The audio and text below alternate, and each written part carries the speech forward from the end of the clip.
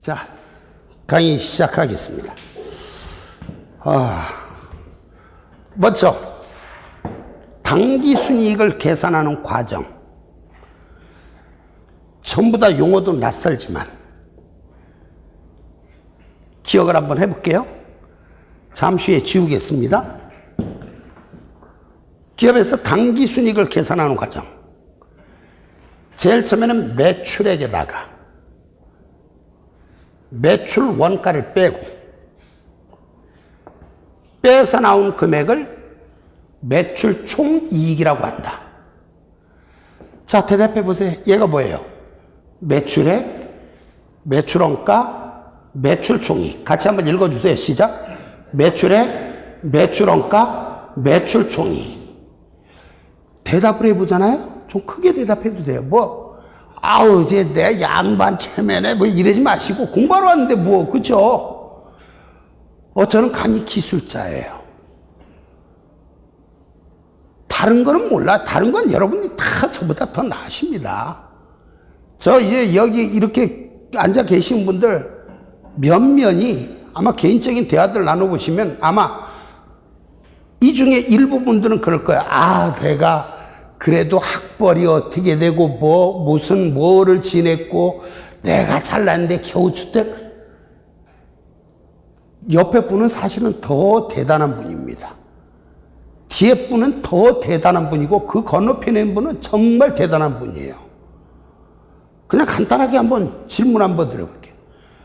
고등학교 다닐 때 전교 5등밖에 떨어져 본 적 있어요, 없어요? 그런 적 없어요? 여기 계신 분들이 공부 꽤나 하시는 분들이에요. 그래?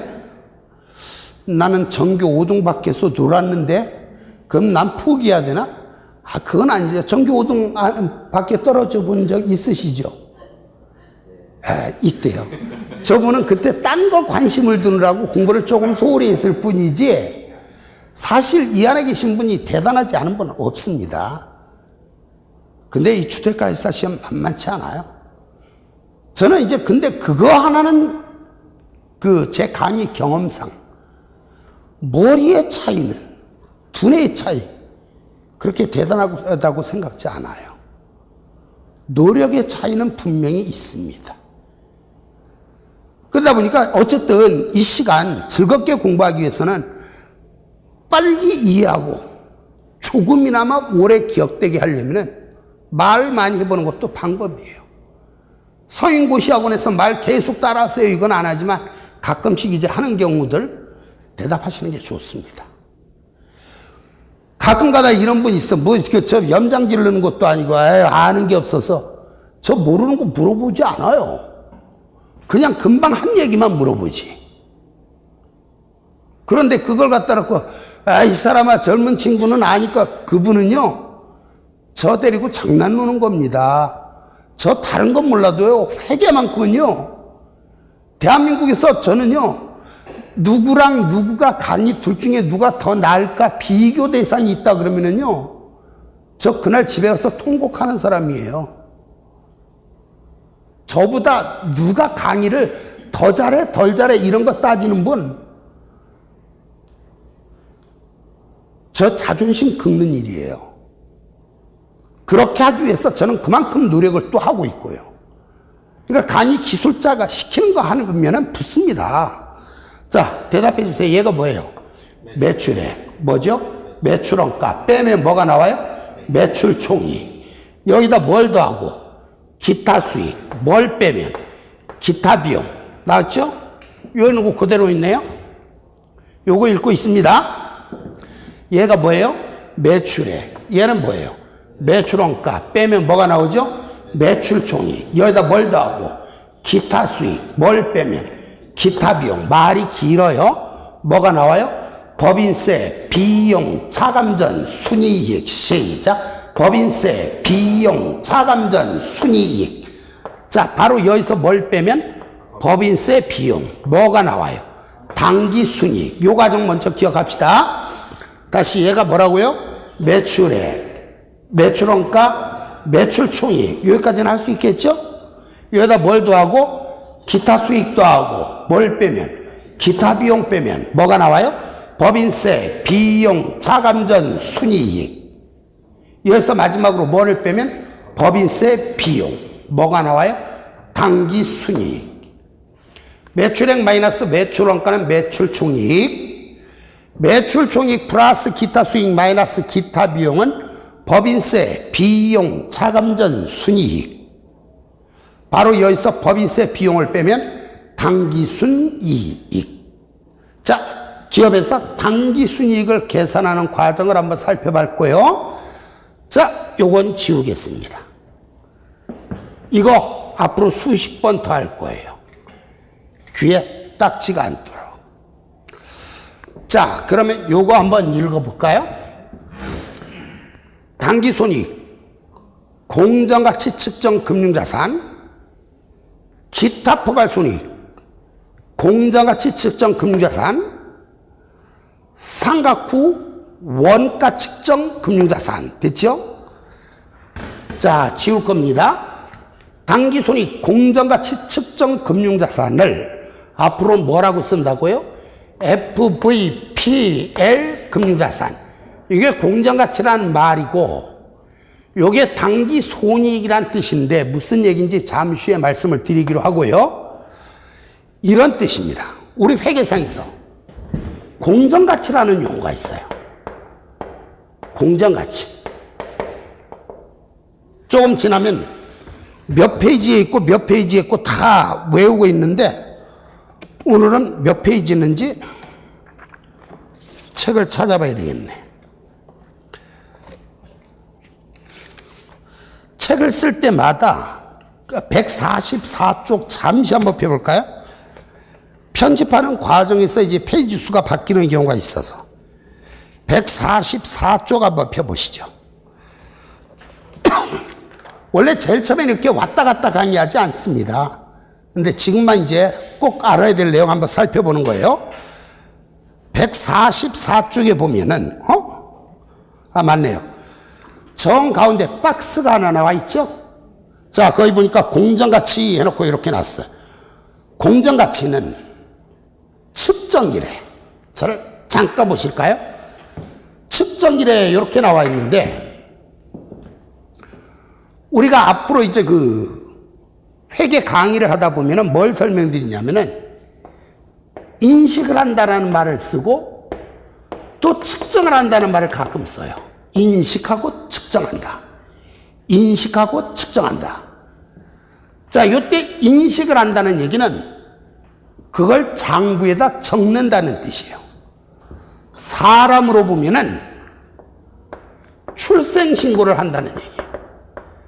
제일 처음에 장부에 적느냐, 제일 처음에 장부에 적는 거, 그것을 언제 장부에 적느냐라는 표현을 쓸 때 언제 인식하느냐 이런 표현을 써요. 인식한다. 사람으로 보면 출생신고를 한다는 얘기고, 출생신고의 반대말이 뭘까요? 사망신고지요. 언제 사망신고를 하느냐. 사망신고를 하는 걸 그냥 제거를 한다 또는 제각을 한다라는 표현을 써요. 제거, 제각. 인식의 반대말은 제거 또는 제각. 자, 각기 쓰는 용어가 틀린데 요 제각이란 건 뭐냐면은 남한테 받아야 할 돈을 떼먹혔을 때, 떼먹혀서 장부에서 사망신고하는 거. 다른 이유로 장부에서 제거하는 게 아니라 떼먹혔기 때문에 장부에서 제거하는 건 제각을 시킨다. 작년까지는 없던 용어입니다. 올해 이제 새롭게 나온 용어예요. 작년은 그냥 제거한다라고 말했는데 올해부터는 다른 것이 아니라 떼먹혔기 때문에 장부에서 없애는 건 제각, 다른 이유로 장부에서 없애는 건 제거라는 말을 쓰고요. 자, 어쨌든 인식하고 측정한다라고 할 때 요 인식이라는 건 언제 장부에 적을까? 측정이라는 말은 얼마라고 적을까? 그러니까 인식하고 측정한다 요 얘기는 언제 얼마라고 적을까? 언제 얼마라고 적을까? 금액이 얼마냐? 이 표현을 회계상에서는 측정한다는 표현을 씁니다. 자, 거기 보니까 책에서 이렇게 나왔어요. 공정가치는 측정이래. 장부의 금액을 적는 그날에 이런 뜻인데, 그렇다고 여기다 필기 측정일에 땡글비 장부에다 금액을 적는 그날에 이렇게 쓰면 나중에 여러분이 써놓고 창피해. 그러니까 그냥 놔두시고, 공정가치는 측정일에, 즉 장부의 금액을 적는 그날에 시장 참여자 사이의 정산거래에서, 시장 참여자 사이의 정산거래에서. 자, 이어서 시장 참여자라는 거, 시장에 가보면 뭐예요? 물건 파는 사람도 있고 물건 사는 사람도 있죠. 팔고 사는 사람들이 시장 참여자가 되는 거죠. 시장 참여자 사이에 정산거래에서, 물건 사면은 대금 정산해야 되겠죠. 바로 이 정산거래에서 자산을 매도하면서 수취하거나, 자산을 매도하면서 수취하거나, 부채를 이전하면서 지급하게 될 가격, 자산을 매도하면서 수취하거나, 물건 파고 돈 받는 걸 말하는 거죠. 부채를 이전하면서 빚 갚는다는 뜻입니다. 빚을 갚으면서 이 지급하게 될 가격. 한마디로 이거는 뭐냐? 요즘 시세를 말하는 거예요. 물건 살 때는 요즘 시세대로 사고 팔고 하는 거 아니에요? 그게 공정가치. 자, 이해는 공정가치란 한마디로 요즘 시세를 말하는구나, 이렇게 생각하시면 되고, 근데 우리 시험이 아니라 우리보다 조금 높은 시험에서 바로 이 문제가 칸 채우기 문제로 출제가 된 적이 있어요. 자, 쭉 넘어가다가 괄호 해놓고 괄호 속에 들어갈 용어를 적당하게 설명한 것은 하는 문제. 따라서 많이 읽어볼 필요 있다는 얘기죠. 한 번 더 읽어볼게요. 공정가치가 뭐냐? 그러면 측정이래. 시장 참여자 사이의 정산거래에서 자산을 매도하면서 수취하거나 부채를 이전하면서 지급하게 될 가격. 한마디로 가격이다. 그 옆에다 이렇게 쓰세요. 이렇게. 시가를 의미. 시가, 요즘 시가를 말하는 거죠. 공정가치란 시가를 의미하는 겁니다.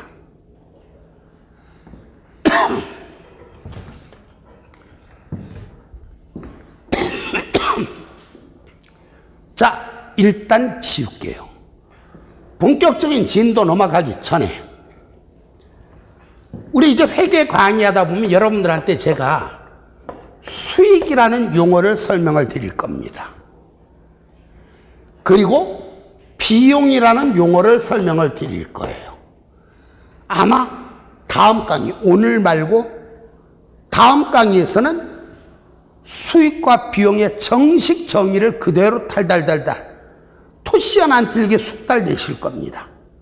시험에 출제될 용어를 그대로 여러분들이 숙달이 되실 건데, 오늘은 약간 말을 바꿔서 설명을 드릴게요. 여러분, 수익과 비용 둘 중에 여러분 기분에 수익과 비용 둘 중에 여러분들이 생각할 때 뭐가 더 좋은 것 같아요? 수익이 더 좋은 거죠? 그럼 오늘은 강의를 이렇게 할게요. 수익이 뭐냐? 회계상에서 말을 하는 수익이란 한마디로 번 돈입니다. 번 돈. 물론 시험에는 번 돈 이렇게 안 나와요. 근데 오늘은 이렇게 할게요. 수익은 번 돈입니다. 그럼 비용은 뭐냐? 기분에 뭘 것 같아요? 수익은 번 돈, 그럼 비용은 뭐예요? 쓴 돈, 그렇게 하고 싶죠? 괜히 질문했나? 아니에요. 그냥 쓴 돈이 아니라 벌기 위해 쓴 돈이에요. 벌기 위해 쓴 돈. 그러면은 벌기 위해 쓴 돈에다가 번 돈하고 비교를 해보면, 번 돈에서 벌기 위해 쓴 돈을 빼면 뭐가 나올까요? 남는 돈이 나오겠죠. 남는 돈. 남는 돈. 그 남는 돈을 회계상에서 뭐라고 하느냐? 이익이라고 말을 해요. 이익. 좀 우스갯소리지만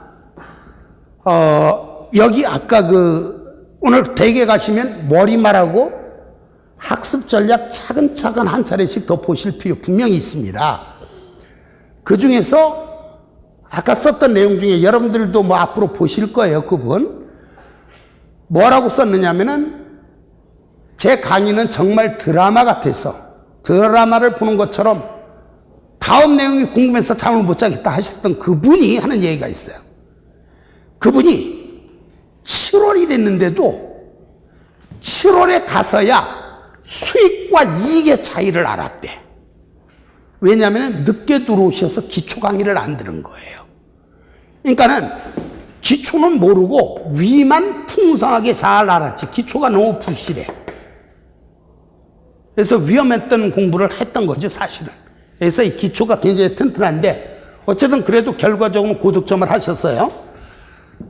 자, 수익은 번 돈, 비용은 벌기에 쓴 돈, 수익에서 비용을 빼면 남는 돈이 나오는데 이 남는 돈을 뭐라고 하느냐? 이익이라고 하는데 이때 회계상의 이익은요 크게 두 가지가 있어요. 당기순이익이라는 게 있고요. 당기순이익이라는 게 있고 총포괄이익이라는 게 있어요. 당기순이익과 총포괄이익.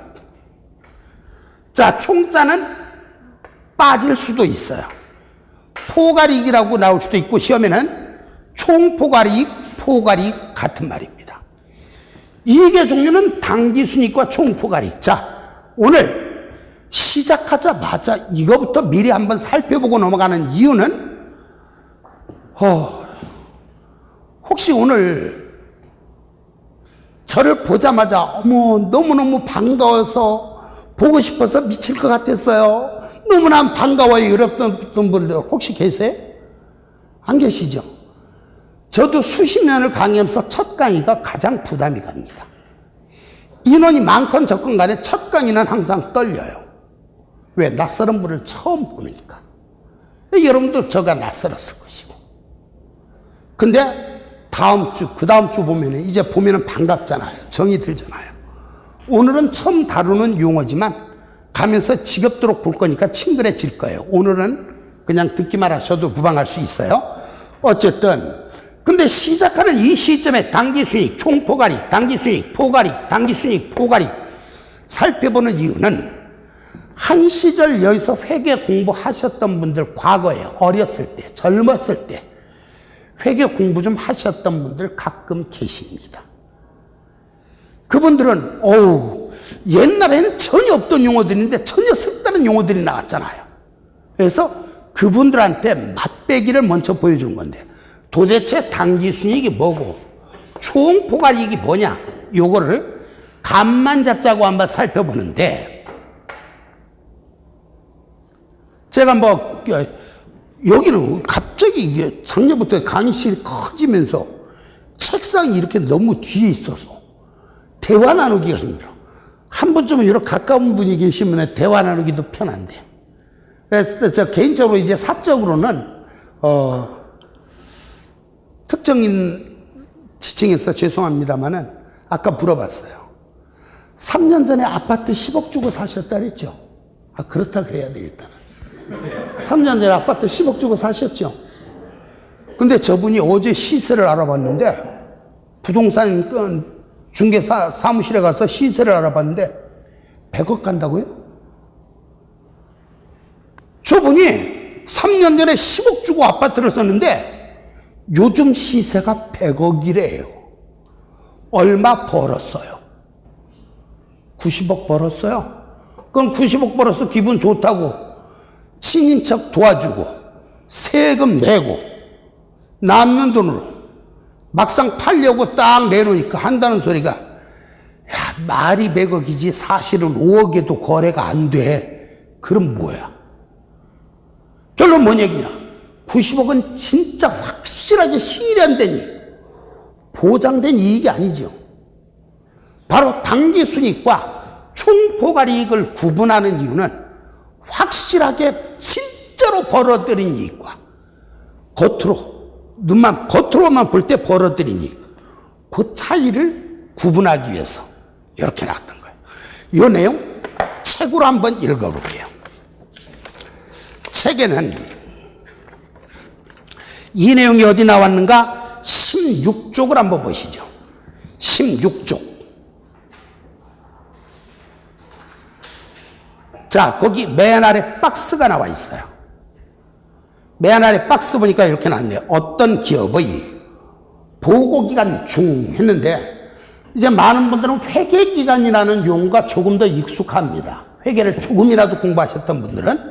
근데 회계기간이라는 용어를 써도 되고 보고기간이라는 용어를 써도 되지만 국제회계 기준에서는 회계기간이라는 용어보다는 보고기간이라는 용어를 조금 더 많이 씁니다. 그래서 거기 읽어보니까 어떤 기업의 보고기간 중 수익 총액이 100만 원이고, 한마디로 벌어들인 돈이 100만 원이고 비용 총액이 70만 원이라고 가정을 하면 이 기업의 전체 이익, 즉 총 포괄이익은 30만 원이다. 그런데 그 이익 중 20만 원이 보유하고 있던 토지의 시가 상승으로 인한 이익이라면 그 이익은 사실은 보장되지 않은 미실현 보유이익이다. 그런데 이와 같은 미실현 보유이익을 당기순 손익계산에 포함시켜버리면 이로 인해서 세금이나 배당금 등이 과다하게 유출되어 기업의 재무적 기초가 부실해진다. 따라서 미실현 보유손익에 해당하는 기타 포괄손익, 미실현 보유손익에 해당하는 기타 포괄손익, 미실현 보유손익에 해당하는 기타 포괄손익을 포함시킨 총 포괄손익과 기타 포괄손익을 포함하지 않은 당기순 손익을 구분해서 표시해야 되지만, 구분 표시해야만 총 포괄손익과 당기순 손익을 구분해서 표시해야만, 총 포괄이익과 당기순이익을 구분해서 표시해야만 기업의 정확한 재무성과를 측정할 수 있기 때문이다.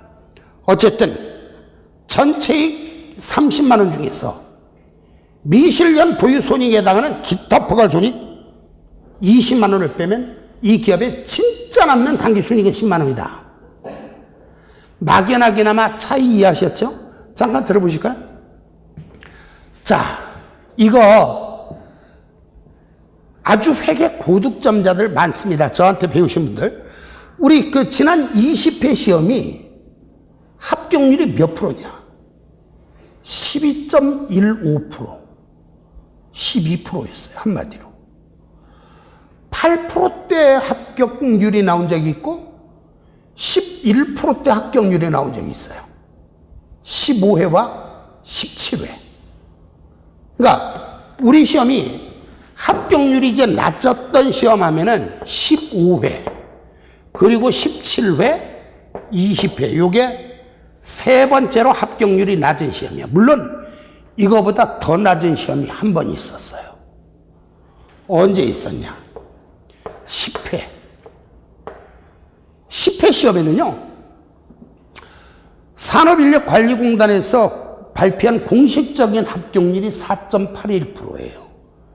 근데 여기서는 9회 때 2차 떨어져서 보셨던 누적 합격률이 포함이 된 인원이고, 얘들이 말하는 합격률은 4.81%인데 제가 아는 합격률은 1%도 안 돼요. 10회는. 옛날에는 1차와 2차를 동시에 봤었거든요. 이때는. 자, 과목당 40문제예요. 5개 과목이에요. 오지선다형이에요. 문항이 총 1000개가 출제가 됐어요. 1000개가 출제가 됐는데 시험이 끝나자마자 이직이 들어간 게 몇 문제가 들어갔냐면 약 400 몇 수의 문제가 이직이가 들어갔어요. 400문항이 넘게 이직이가 들어갔어요. 이거 잘못됐다. 이거 무조건 다 맞게 해다오. 문제가 잘못됐기 때문에 이재기가 들어간 게 아니라 수준이 너무 높아서 이건 주택관리사 수험생들이 풀 수 있는 수준의 문제는 아니다. 아니 무슨 주택관리사 자격증 따는데 사법시험 정도는 붙어야 되고 사법시험도 가까스로 붙으면 안 돼. 우수한 성적으로 붙어야 이거 시험 볼 수 있어. 시설계를 점수 제대로 맞기 위해서는 기술사 자격증 몇 개 정도는 가지고 있어야 돼. 이건 말 돼요? 말도 안 되는 그런 문제잖아요. 지들이 봐도 이건 말도 안 되거든. 그러니까 어떻게 했냐. 이름만 써냈으면 무조건 전항정답, 전항정답, 전항정답. 꽤 많은 문제에서 전항정답 처리를 해가지고 게다가 전항정답에다가 게다가 9회 때 2차 떨어져서 재응시하신 분들이 있으시잖아요. 이것까지 평균을 낸 게 4.81%예요. 실제 합격률은 1%도 안 되죠. 이렇게 어려운 시험도 있었고 이거는 이제 특수한 케이스고 이거를 제외한 나머지는 15회, 17회, 20회. 이게 세 번째로 어려운 시험이에요. 12.15%. 자, 이때 아까 제가 이게 잠시 책을 안 봤어요. 고개 들고 계셨죠? 혹시 기억하시는 분 계실까 싶어서 잠시 뜸 들이라고 저보라 그런 거예요. 제가 3차례 읽고 넘어왔습니다. 여러분, 기타 포괄 손익이 의미하는 게 뭐죠? 기타 컨닝 슬쩍 했잖아 지금. 그럼 대답해야지. 기타 포괄 손익이 의미하는 게 뭐죠? 미실현 보유 손익이라고 말을 했죠. 근데 장담코 다음 주, 그 다음 주, 그 다음 달까지는 대답할 수 있는 분이 계실 겁니다. 기타 포괄 손익이 의미하는 게 뭐예요? 그럼 미실현 보유 손익을 의미합니다 라고 대답할 수 있는 분이 만약에 내년 7월 달까지 기억을 하고 계신 그분은 아까 말한 97.5점짜리입니다. 80점대 후반 정도는 기억 못해요. 그러나 이거는 자, 저한테 배우신 분이라면 전부 지금 동강되는 분도 마찬가지입니다. 기타 포괄 손익에는 어떤 게 있나요? 그럼 작년까지는, 올해는 암기법을 달리할 건데 작년까지는 이렇게 했어요. 매도 가능 금융자산 재측정 손익, 해외 사업장 재무제표 환산으로 인한 손익, 현금 흐름 위험회피 수단평가 손익, 재평가 잉여금의 변동, 확정급여 제도의 재측정 요소. 이건 다 외워. 못 외우는 분 안 계셔요. 시험 보신 분은 다 알아. 일단 50점 넘는 분은 이거 다 외웠어요. 자, 여기서 70점 넘는 분, 기타 포괄 손익의 정의가 뭘까요? 그러면은 나중에 이렇게 강의합니다. 기타 포괄 손익이란 단기 손익으로 인식하지 않은 수익과 비용. 기타 포괄 손익도 수익 또는 비용이란 얘기예요. 70점, 어쨌든 그분들은 다 70점 넘었어. 그런데 좋아요. 기타 포괄 손익의 정의는 단기 손익으로 인식하지 않은 수익과 비용인데, 자, 기타 포괄 손익의 정의는 단기 손익으로 인식하지 않은 수익과 비용인데, 그러면 그 기타 포괄 손익이 의미하는 게 뭐예요? 했을 때 기타 포괄 손익은 미실현 보유 손익을 의미합니다. 그 부분은 97.5점 맞은 거예요. 결론 뭔 얘기냐? 그거 몰라도 다음 주까지 못 외워도, 아니면 내년 7월 14일까지 못 외워도 붙는 데는 지장 없지만 기억을 하고 계신다면 더 확실한 합격으로 간다는 말씀을 드리고 있는 거예요. 자, 어쨌든 여기서 이제 미실현 보유 손익을 의미한다. 기타 포괄 손익 요 얘기했죠? 그러면 요거를 지워놓고 다시 쓸래요.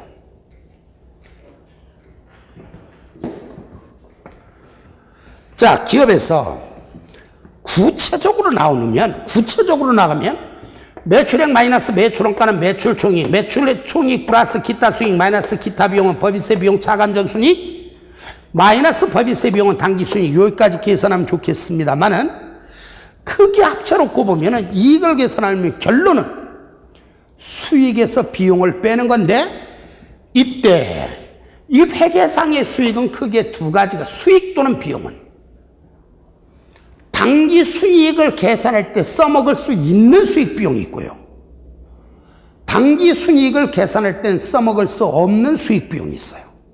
다시 한번. 회계상의 수익 비용은 다시 두 가지. 당기 순이익을 계산할 때 써먹을 수 있는 수익 비용이 있고, 당기 순이익을 계산할 때 써먹을 수 없는 수익 비용이 있는데, 이때 당기 순이익을 계산할 때 써먹을 수 있는 수익 비용을 당기 손익이라고 말을 해. 당기 손익. 당기 순이익을 계산할 때 써먹을 수 있는 것. 당기 순이익을 계산할 때 써먹을 수 없는 수익 비용. 우린 이걸 기타 포괄 손익이라고 말하고, 이렇게 쓰니까 헷갈리는구나. 오히려 수익도 당기 손익이 있고 기타 포괄 손익이 있고, 비용도 당기 손익이 있고 기타 포괄 손익이 있어요. 이때 자, 바로 이 수익에서 이 비용을 뺀 거, 이 수익에서 이 비용을 뺀 걸 뭐라고 하는가? 뭐라고 할 것 같아요?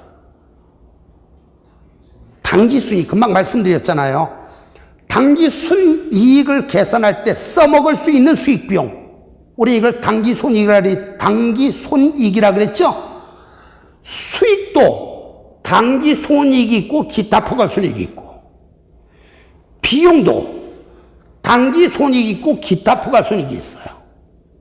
이때 이 수익에서 이 비용을 뺀 건 당기순이익. 이 기업의 전체 수익에서 전체 비용을 뺀 건 포괄이익 또는 총포괄이익. 오늘은 못 외워도 돼요. 말은 못 쓴, 낯설어서 머릿속에 들어가지도 않고 기억도 하나도 안 나요. 그거 알고 강의한다 그랬잖아요. 믿으셔도 돼요. 대한민국 최고의 기술자입니다. 자, 저한테 배우시는 분도 떨어지는 분 많습니다. 100% 합격은 안 되죠. 하지만 분명한 거 이거 하나는 사실이에요. 대한민국에서 합격률이 제일 높다고, 제가 강의하는 곳을 제외한 나머지에서 합격률이 높다고 자랑하는 그 학원보다는 최소한 배 이상 합격합니다. 합격률 자체가. 합격률 자랑하는 곳, 그것보다 여기는 배 이상 높습니다. 단 몇 문제를 더 맞게 할 수 있는, 그것은 대단히 중요한 거죠. 자, 어쨌든 몰라도 돼요. 오늘만 아시면 돼. 잊어버리는 건 상관없어요. 자, 대답하자. 5자로 대답해 주세요. 당기순이익, 총포괄이익. 둘 다 5자구나. 다 잘 됐다. 5자로 대답해 주세요. 수익에서 비용 빼면 뭐가 나오죠? 당기순이익. 수익에서 비용 빼면 뭐가 나오죠? 총포괄이익. 5자로 하자 그랬잖아요, 이번에. 다시. 수익에서 비용 빼면 뭐가 나오죠? 당기순이익. 수익에서 비용 빼면 뭐가 나오죠? 총포괄이익. 감 잡히시죠? 자, 여기서 하나만 연습합시다. 17쪽을 넘어가 보죠. 박스 안에 있는 거. 교재 17쪽. 뭐라고 나왔는가? 당기순 손익. 자, 여기서 말하는 당기순 손익이란 17쪽 메뉴의 박스예요. 당기순 손익이란 당기순 손실이 생길 수도 있고 당기순 이익이 생길 수도 있잖아요. 기타 포괄 손실이 생길 수도 있고 기타 포괄 이익이 생길 수도 있고 총포괄 손실이 생길 수도 있고 총포괄 이익이 생길 수도 있고, 그래서 책에는 이렇게 나와 있는 거예요. 당기순 손익, 기타 포괄 손익, 총포괄 손익의 표시 방법 해놓고, 첫째, 당기순이익이 10만 원인 경우에 표시. 당기순이익이 10만 원이 생겼다. 이거를 갖다가 시험 볼 때 자료에 주어질 때는 어떻게 표시를 하는가? 그냥 당기순이익이 10만 원이다. 라고 표시를 할 수도 있고, 당기순 손익이 10만 원이다. 이렇게 표시를 할 수도 있어요. 그런데 당기순 이익이 아니라 두 번째 보니까 당기순 손실이 10만 원인 경우에는 어떻게 표시하는가? 지문에 주어질 때 당기순 손실 10만 원 이렇게 나올 때도 있고, 자 보세요. 당기순 이익, 자 보세요. 당기순이익 10만 원. 여기 뭐가 들어가 있어요? 앞에 세모 표시가 들어가 있죠? 이건 반대를 의미하는 거예요. 그러니까 순이익의 반대니까 한마디로 손실이 생겼다는 얘기죠? 앞에 요 세모 표시는 마이너스 표시, 마이너스를 의미하는 마이너스.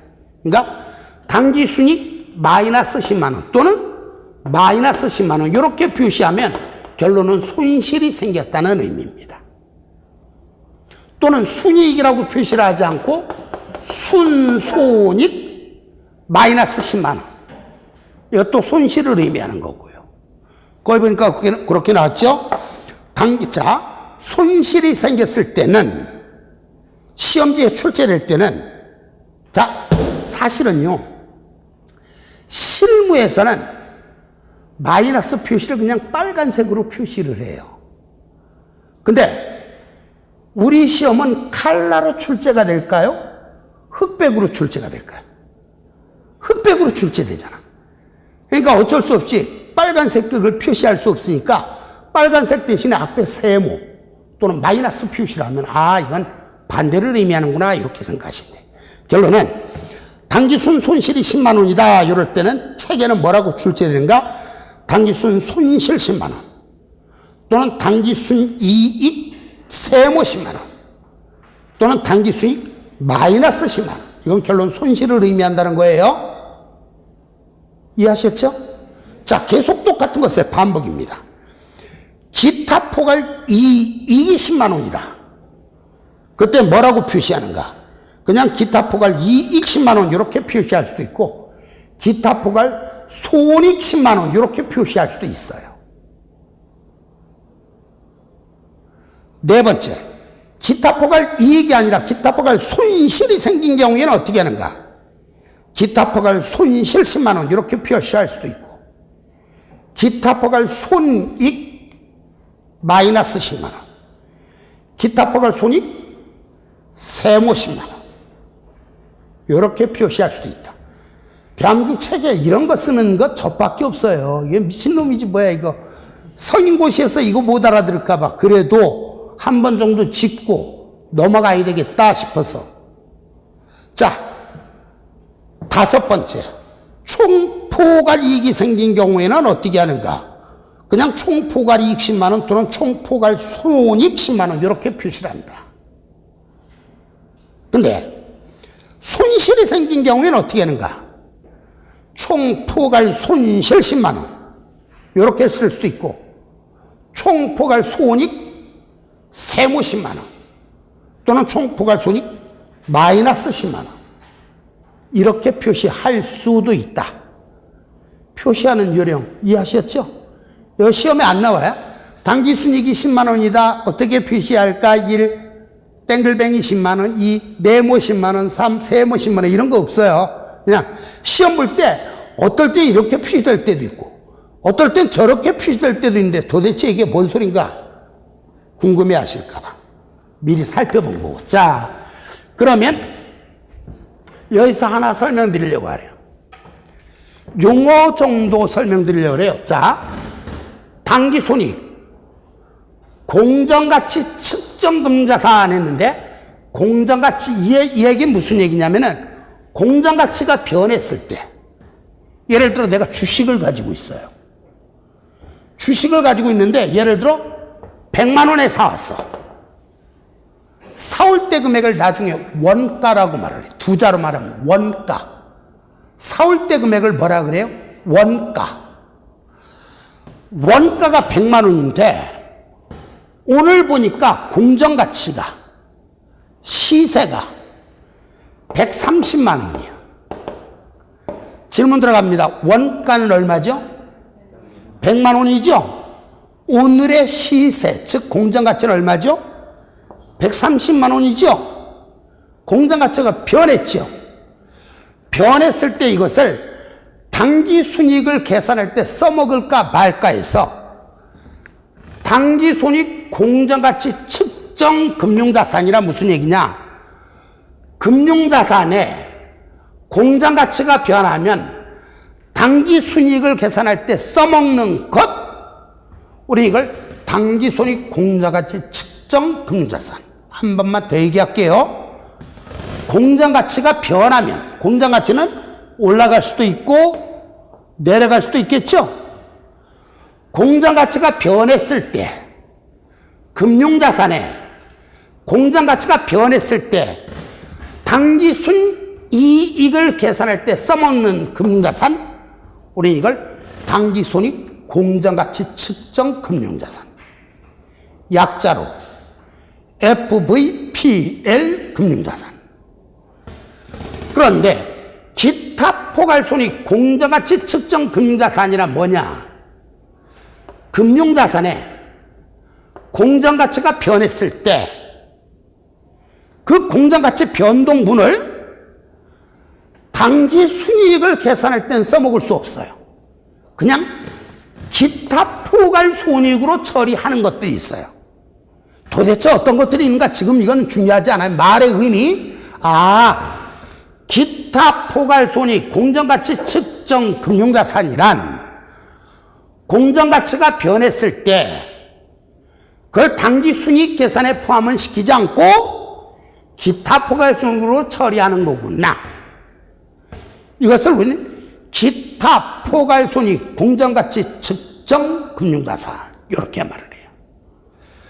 자, 하나만 질문 더 할게요. 예를 들어 우리 회사가 강남 한복판에서 땅을 70년 전에 100만 원에 구입했어요. 70년 전에 강남 아주 요지의 땅을 70년 전, 조금 더 올라갈까?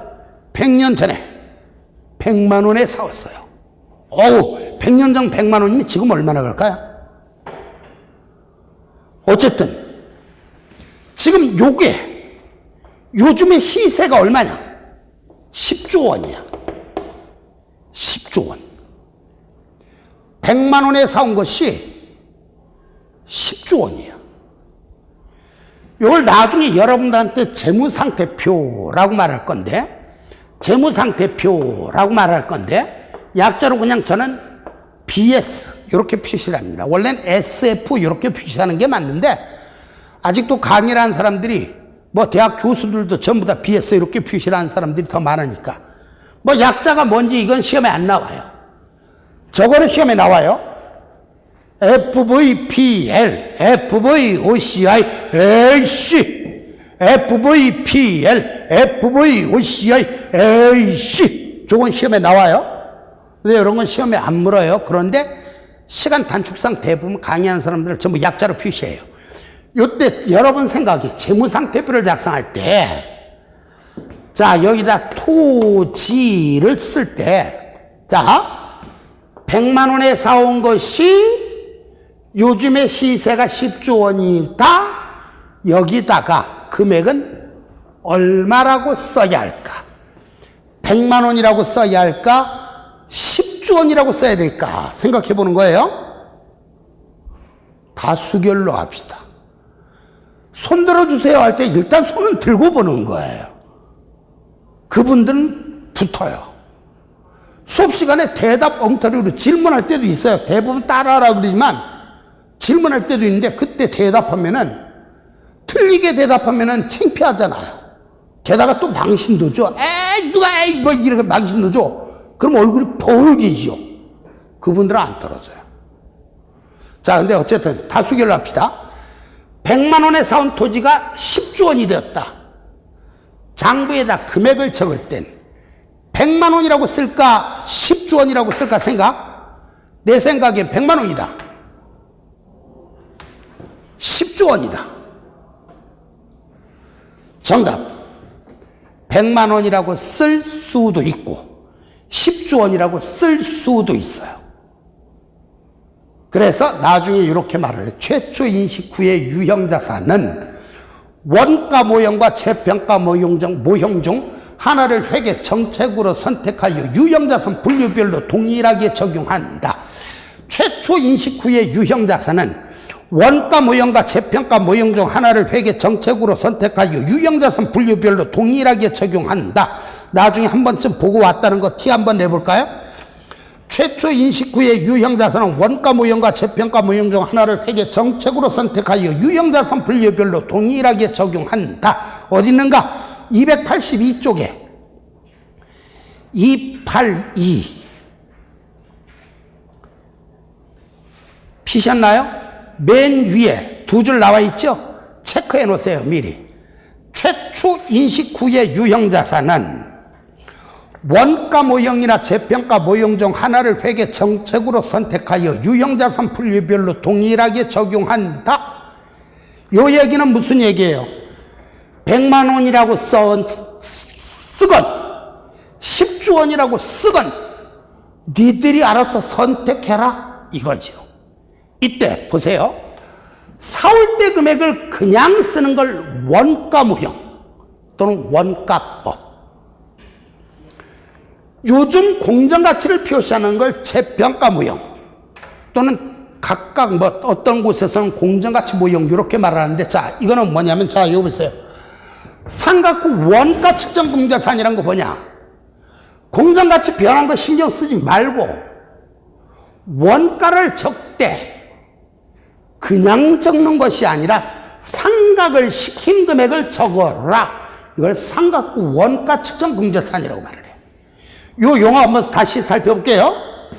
당기손익 공정가치 측정 금융자산이란 공정가치가 변하면 그 금액을 당기순이익을 계산할 때 써먹어라. 당기손익 공정가치 측정 금융자산, 약자로 FVPL 금융자산. 공정가치가 변하면 그걸 당기순이익을 계산할 때 써먹지 말고 그냥 기타 포괄손익으로 처리해라. 기타 포괄손익 공정가치 측정 금융자산, 약자로 FVOCI 금융자산. 상각 후 원가 측정 금융자산이란 공정가치 변한 거 신경 쓰지 말고 원가로 적되 상각을 시킨 금액을 적어라.